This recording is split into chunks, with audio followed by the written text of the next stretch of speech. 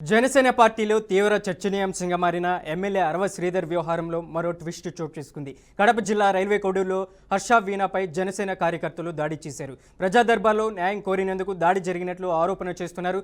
అరవ శ్రీధర్ బాధితురాలు Harsha Veena Railway Koduru TDP ఆఫీస్కు రావడం హాట్ టాపిక్గా మారింది. టీడీపీ కార్యాలయంలో జరుగుతున్న ప్రజా దర్బార్కు హర్ష వీణా హాజరైంది. Railway Koduru TDP in charge Mukka రూపానందరెడ్డిని హర్ష వీణా కలిసింది. అరవ శ్రీధర్ వ్యవహారంలో తనకు సహకరించాలని ఆమె కోరింది. ఈ మేరకు ఓ వినతి పత్రాన్ని కూడా అందజేసింది. ఇప్పటి వరకు అరవ శ్రీధర్ వ్యవహారంలో జరిగిన అంశాలను రూపానందరెడ్డికి వివరించింది. అరవ శ్రీధర్పై కొత్త కేసు నమోదు చేస్తున్నానని, ఈ విషయాన్ని మీ దృష్టికి తీసుకొస్తున్నానని తెలిపింది. ఇది కొత్త కేసు అన్నమాట. ఆల్రెడీ ఎస్సీ కమిషన్ వాళ్ళు రాజంపేట ఏఎస్పీ గారికి కేసెస్ మెర్జ్ చేయమని చెప్పేసి ఆదేశాలు జారీ చేయడం అయింది. మన కోటూరు నియోజకవర్గ పెద్దగా కూడా ఇన్ఛార్జ్ గా టీడీపీ ఇన్ఛార్జ్ గా ఉన్న రూపానంద రెడ్డి గారిని నేను రికమెండ్ చేయమని చెప్పి పోలీసులకి రికమెండ్ చేయమని చెప్పి తమ వంతు మాటలు ఆయన పెద్ద ఆయన కాబట్టి మన కోటూరుకి తమ వంతు మాటగా రికమెండ్ చేయమని చెప్పి ఎమ్మెల్యే అరవ శ్రీధర్ మీద పెట్టిన కేసెస్ కొత్త కేసెస్ ని మెర్జ్ చేయమని చెప్పి ఆల్రెడీ నేషనల్ కమిషన్ వాళ్ళు ఆదేశాలు జారీ చేశారు కాబట్టి ఆయన వంతుగా కూడా ఒక మాట పోలీసులకి చెప్పమని చెప్పి ప్రజా దర్బార్ వేదికగా నేను అడగడం జరిగింది. అదే లెటర్ లో మెన్షన్ చేసి సమర్పించిన కేసెస్ గురించి కాదు నేను మాట్లాడడానికి వచ్చింది. ఇది కొత్త కేసు అన్నమాట. జనసేన పార్టీలో తీవ్ర చర్చనీయాంశంగా మారిన ఎమ్మెల్యే అరవ శ్రీధర్ వ్యవహారంలో మరో ట్విస్ట్ చోటు చేసుకుంది. కడప జిల్లా రైల్వే కోడూరులో హర్ష వీణాపై జనసేన కార్యకర్తలు దాడి చేశారు. ప్రజా దర్బార్లో న్యాయం కోరినందుకు దాడి జరిగినట్లు ఆరోపణలు చేస్తున్నారు. అరవ శ్రీధర్ బాధితురాలు హర్ష వీణా రైల్వే కోడూరు టీడీపీ ఆఫీస్కు రావడం హాట్ టాపిక్గా మారింది. టీడీపీ కార్యాలయంలో జరుగుతున్న ప్రజా దర్బార్కు హర్ష వీణా హాజరైంది. Railway Koduru TDP in charge Mukka రూపానందరెడ్డిని హర్ష వీణా కలిసింది. అరవ శ్రీధర్ వ్యవహారంలో తనకు సహకరించాలని కోరింది. ఈ మేరకు ఓ వినతి పత్రాన్ని కూడా హర్ష వీణా అందజేసింది. ఇప్పటి వరకు అరవ శ్రీధర్ వ్యవహారంలో జరిగిన అంశాలను రూపానందరెడ్డికి వివరించింది.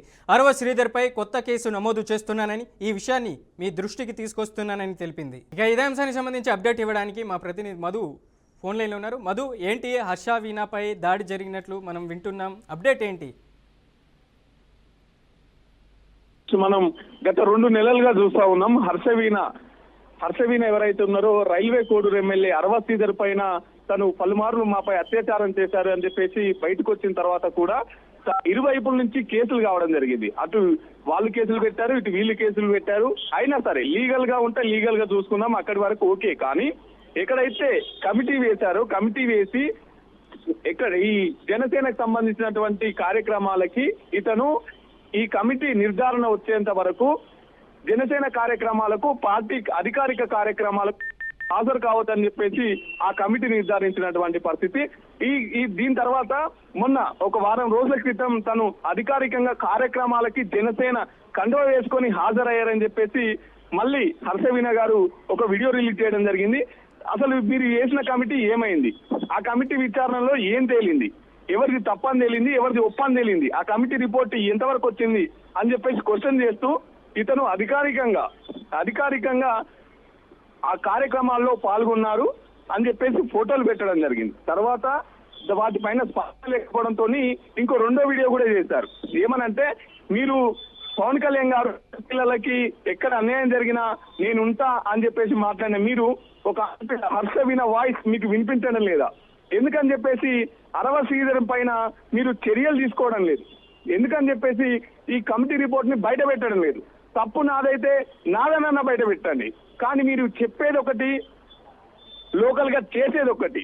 కాబట్టి పవన్ కళ్యాణ్ గారు, నాకు చావే దిక్కు, నేను మీ పార్టీ ఆఫీస్ దగ్గరకు వచ్చి ఆత్మహత్య చేసుకుంటా, ఆ తర్వాత నన్ను మీరు ఒక ఆడపిల్ల ఎందుకు చనిపోయిందని పరిశీలించండి అని చెప్పేసి మళ్ళీ ఒక వీడియో చేయడం జరిగింది.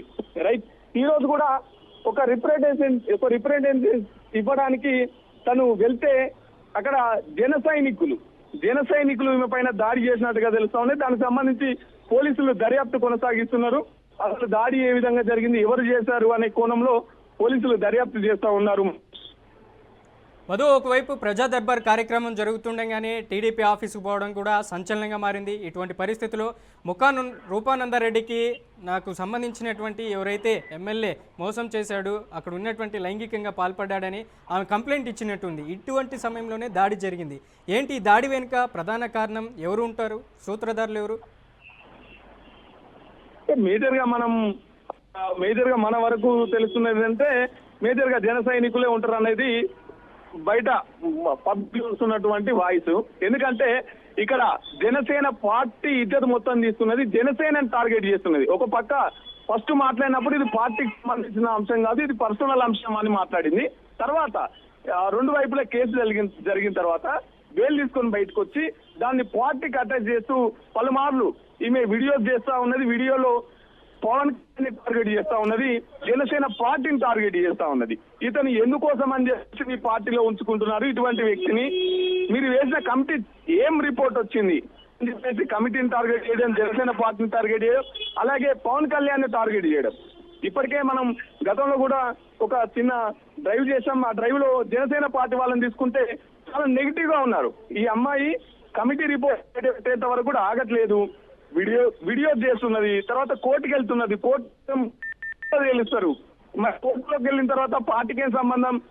అమ్మాయి కోర్టుకి వెళ్ళింది, కోర్టు చూసుకుంటది తప్పప్పుడు, మళ్ళీ పార్టీకి ఎందుకు అటాచ్ చేస్తుంది అని చెప్పేసి జన సైనికులు మాట్లాడుతున్నటువంటి పరిస్థితి చూసాం. అందులో కాగానే ఈమె పైన కొంచెం కోపంతో ఉన్నట్టు కూడా తెలుస్తున్నది.